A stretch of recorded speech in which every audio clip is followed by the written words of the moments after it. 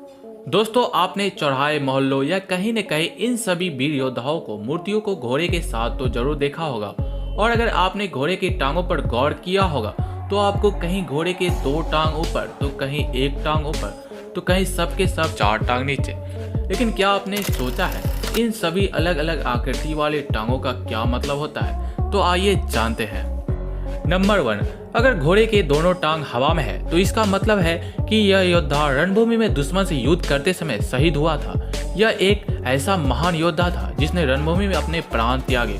उदाहरण के तौर पर अगर आपने रानी लक्ष्मीबाई की मूर्ति देखी होगी तो आपने अक्सर देखी होगी कि रानी लक्ष्मीबाई ऐसे घोड़े पर बैठी है जिसके दोनों टांग हवा में मौजूद है।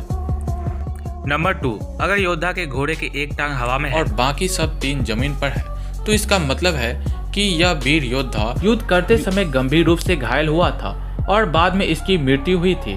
लेकिन इसकी मृत्यु रणभूमि में नहीं हुई थी। उदाहरण के तौर पर जब हम छत्रपति शिवाजी महाराज की मूर्ति को देखेंगे तो आपको उनके घोड़े का एक टांग हवा में और बाकी सब जमीन पर दिखेगा।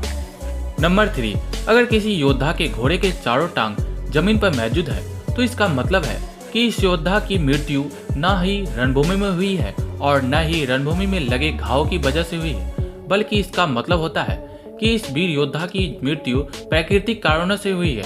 योद्धा समान मृत्यु को प्राप्त